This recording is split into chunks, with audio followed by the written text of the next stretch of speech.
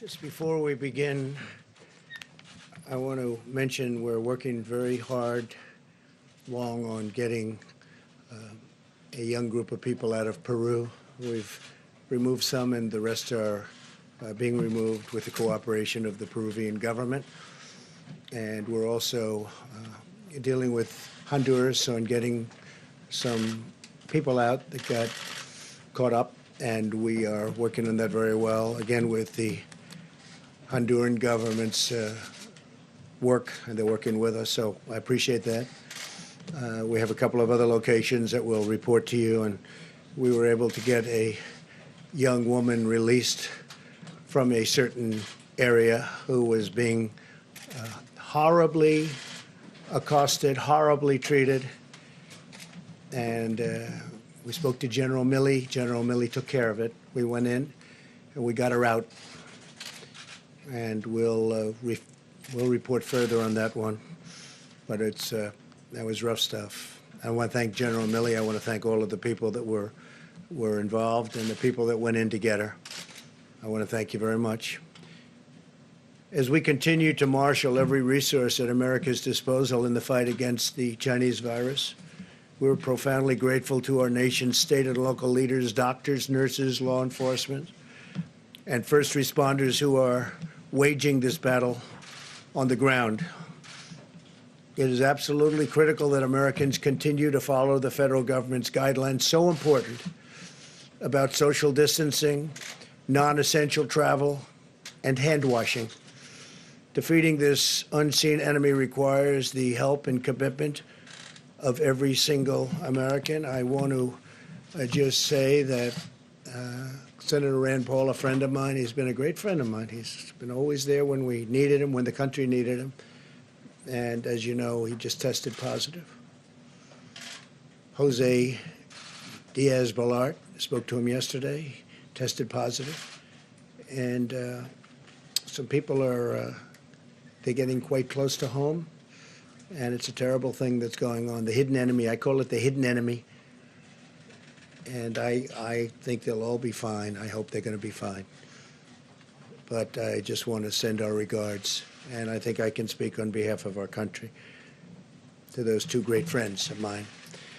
We're working urgently with Congress on legislation to support the millions of workers, small businesses, and industries who have been hit hard by the virus through no fault of their own. Our goal is to get relief to Americans as quickly as possible so that families can get by and small businesses can keep workers on the payroll. This will help our economy, and you will see our economy skyrocket once this is over. I think it's going to skyrocket. It's a pent-up demand. It's a built-up demand, and I guess you really have to say who knows, but I think it's going to be a tremendous day when we win this war, and we will win the war. We want to win the war with as few, if you look at it, just deaths as possible. We want to have as few number of deaths as possible. Today I'm announcing action to help New York, California, and Washington ensure that the National Guard can effectively respond to this crisis. The National Guard, these are tremendous people. They're fully on alert. We've signed what we had to sign, and it's been activated. We're dealing also with other states. These states have been hit the hardest. Actually, pretty much by far, you could say the hardest. Everybody can see that. Just look at the numbers. And through FEMA, the federal government will be funding 100% of the cost of deploying National Guard units to carry out approved missions to stop the virus while those governors remain in command. So the governors locally are going to be in command, and will be following them, and we hope they can do the job, and I think they will. I spoke with all three of the governors today and just a little while ago, and they're very happy with what we're going to be doing, because we'll be announcing some other things for those three states and some other states where it's hit the hardest. This action will give them maximum flexibility to use the Guard against the virus without having to worry about costs or liability, and freeing up state resources to protect the health and safety of the people in their state. The federal government has deployed hundreds of tons of supplies from our national stockpile to locations with the greatest need. In order to assist in those areas, I approved the state of New York's request for a major disaster declaration, something which Governor Cuomo has been asking for and which I agree, and we had it done in very rapid fashion. We approved this on Friday evening, and we are working very, very hard to get all of these things not only signed up, but completed and finished and in win. The request from the state of Washington for a major disaster declaration was approved just a little while ago, went through the process, and we moved it very quickly. The request from the state of California was just received, and we will have it approved very quickly. We'll be working, I told that to Gavin Newsom, and we're working on getting that done very quickly. It'll be done maybe tonight. We have large quantities of medical equipment and supplies on the way, based on all of this, to those states, including respirators, surgical masks and gowns, face shields, coveralls, and gloves, with large quantities already delivered to Washington and to New York. In addition to large quantities of supplies, I've also directed FEMA to supply the following: 4 large federal medical stations with 1,000 beds for New York, 8 large federal medical stations with 2,000 beds for California, and 3 large federal medical stations and 4 small federal medical stations with 1,000 beds for the state of Washington. The governors know. The supplies en route to California and New York will be delivered within the next 48 hours. In addition, the Naval Hospital ship, the USNS Mercy. It's incredible ships. These 2 ships are incredible, one on the West Coast, one on the East Coast, will be deployed to Los Angeles to add emergency surge medical capacity, and they have a tremendous capacity. They are really something. I will say that if you look at some of the things we've been doing, and now those numbers have gone up, and just to be a little bit more exacting, we've done a presidential approval for requests for major disaster declaration for the state of New York. Approval of Title 32 National Guard activation for the state of New York. We're providing all of this at no cost to the governor. I spoke with Governor Cuomo. He's working hard. We're all working hard together. The relationship has really been amazing. But it also enables the governor to provide robust National Guard support to the state, and the 25%, we're going to be waiving that 25% cost.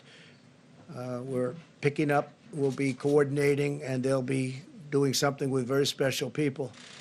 Mission assignment of the U.S. Army Corps of Engineers to provide support to build out alternate care sites. They're doing various alternate care sites, which have now been designated by New York.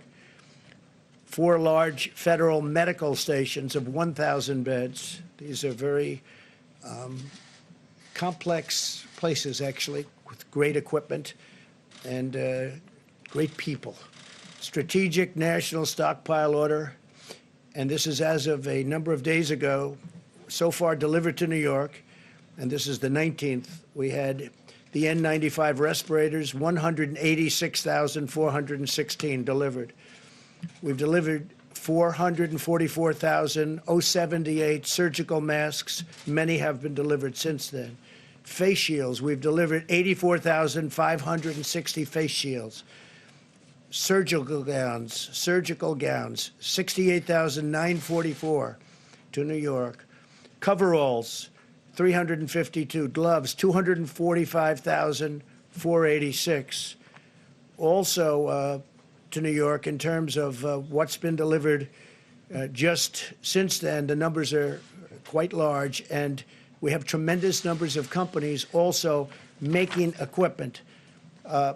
For the state of Washington, we've delivered 369,000 N95 respirators, 507,406 surgical masks. And this is as of about 3 days ago.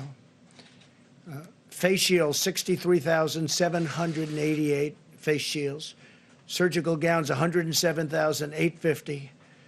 Gloves, 240,376. And we have many, many things pending. It's actually not pending. They're being fabricated. They're being made, and they're moving. Now for Washington, so we have 4 small federal medical stations, 250 beds.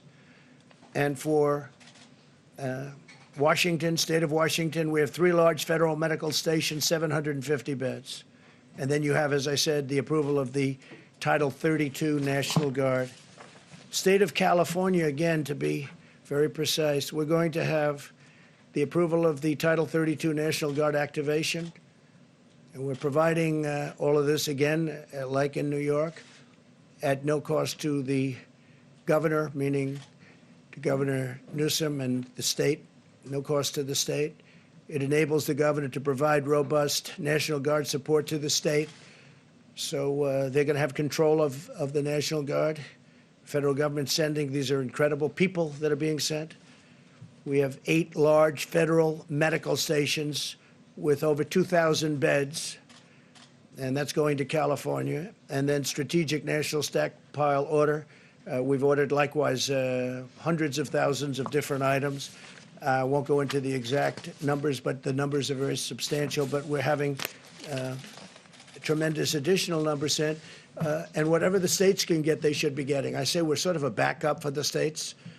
And some of the states are doing really well, and some don't do as well. The ones that don't do as well need more help. But these are 3 states that really do need help because they are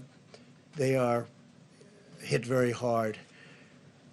And the outpouring from the private sector has also been extraordinary. I'm pleased to report that Honeywell, great company, has just announced it will immediately expand its personal protective equipment manufacturing operations in Rhode Island to produce millions of additional N95 masks. They're very hard to get. They're actually quite complex. For the U.S. government's strategic national stockpile, they'll be immediately then delivered to the various states. This expansion is already underway, and it's going to provide a lot of jobs for that state, probably around 500. The masks will be distributed by the government for the use of the health, safety, and emergency, and this for response workers, primarily for response workers. These are very high-end. This expansion is, in addition to Honeywell's action, to more than double production of its existing personal protective equipment manufacturing plants. They make a lot of different things, and they're doubling and tripling their production. They're going round the clock. Today, I'm also announcing the launch of a new public-private consortium organized by the White House, the Department of Energy, and IBM to unleash the power of American supercomputing resources to fight the Chinese virus.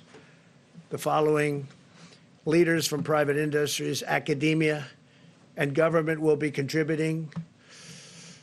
And they're going to be contributing a lot of different things, but primarily computing resources to help researchers discover new treatments and vaccines. They'll be working along with NIH and all of the people that are working on this. But tremendous help from IBM, Amazon, Google, Microsoft, MIT, Rensselaer Polytechnic Institute, the Department of Energy's National Labor Laboratories, the National Science Foundation, and NASA. They're all contributing to this effort, and they're fully in gear. This afternoon, I also want to update you on the steps we're taking to protect and serve our country's 18 million veterans. These are great people. Our amazing veterans have shown their eternal loyalty to our nation, and this is the time where they're in need, and we are going to show our loyalty to them. We're being very protective of our veterans. We're working on certain hospitals where we may be doing some work in Louisiana in particular and some other states, veterans hospitals. We're going to be very protective of our veterans. Some of them are of that very vulnerable age, and some of them obviously are not feeling well. And some of them are still suffering the wounds of war from many years ago. Yesterday, I signed vital legislation to ensure that the GI Bill will cover distance learning during this emergency. I also spoke with many of our veteran service organizations, or the VSOs to describe our unprecedented action. In February, the Department of Veterans Affairs established 19 emergency operations centers throughout the country. One of the things that they've been trying to get done for many years, you all know this from following me over the last number of years, but we got it done pretty quickly. They've been trying to get it done for many, many decades, was choice, veterans' choice, and also veterans' accountability. Now, if it's crowded within this, if they can't get to a doctor, we have great doctors in the VA. I have to say that. We have fantastic doctors, as good as they come. But it's hard to get to them because of what was bureaucracy, but no longer bureaucracy. We've done a lot of things, in that case, because of accountability. When people aren't doing their jobs, or if they're bad, or if they're sadistic, or if they steal, or anything bad happens, we're now allowed to fire them for, I signed that a year and a half ago. For many years, you weren't able to do that. So the VA is working, and I was just told by our great leader at the VA, Robert Wilkie, he said for the first time, we get the highest marks in the history, highest poll numbers in the history of the Veterans Administration. Came out a week ago that they're happy. And look, one of the reasons that happened, highest in history, one of the reasons that happened is because of veterans' choice. If they have to wait online, they go and see a private doctor and we pay the bill.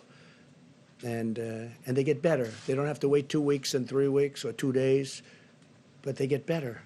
And a lot of times they waited so long that they would have a problem and it would end up being terminal because they couldn't get the kind of treatment that they deserve. So highest poll numbers, highest approval numbers in the history of the VA.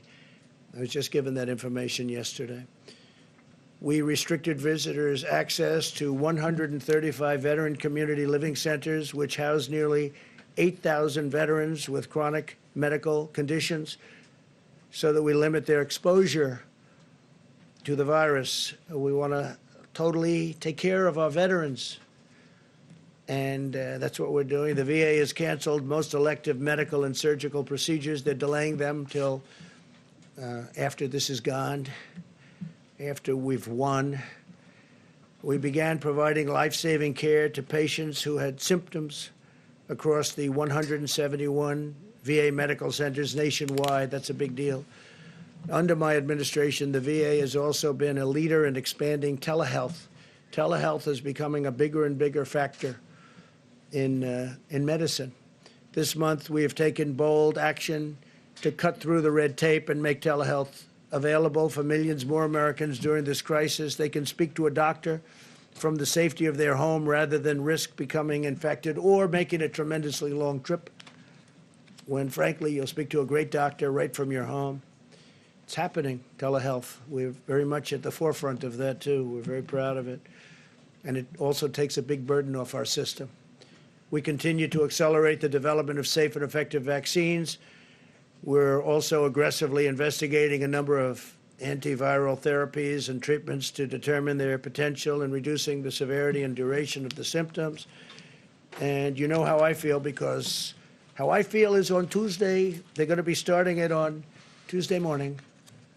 And we're going to have some medications delivered that we're going to see if they work. They certainly are effective in other ways, and they are safe from the standpoint is that they're not killing people. We're not going to have that. So a lot of great things have been happening in that regard. I just want to finish, and then we're going to ask a couple of people to say a few words that have been so much in the forefront of this incredible job that we've all been given. But I want to say that I know that this is a challenging time for all Americans. We're enduring a great national trial, and we will prove that we can meet the moment. I want to assure the American people that we're doing everything we can each day to confront and ultimately defeat this horrible, invisible enemy. We're at war. In a true sense, we're at war, and we're fighting an invisible enemy. Think of that. For those of you who are feeling alone and isolated, I want you to know that we are all joined together as one people eternally linked by our shared national spirit. We love our country, a spirit of courage and love and patriotism. No American is alone as long as we are united, and we are united. We're very united. People are saying things now that 3 weeks ago, they didn't talk that way. We're very united. No force is equal to the strength of really a unified America, united America, an America like we have it right now. For those worried and afraid, please know as long as I am your president, you can feel confident that you have a leader who will always fight for you, and I will not stop until we win. This will be a great victory. This is going to be a victory. And it's going to be a victory that, in my opinion, will happen much sooner than originally expected. It's now attacking, the enemy is attacking 144 countries at this moment. 144, that's unthinkable. There's never been anything like this. And it's vicious. It is vicious. Some people recover well, and some people have a hard time. We all know that. But we will be totally victorious. We will then get our economy up to a level that it was, and in my opinion, beyond, because that will be a pent-up demand. There is a pent-up demand, and a lot of great things will happen. But I'm very proud of our country. I'm very proud. I'm very proud to be your president, and it's just something that's just, you're very special people. So thank you very, very much. So thank you very, very much. So thank you very, very much.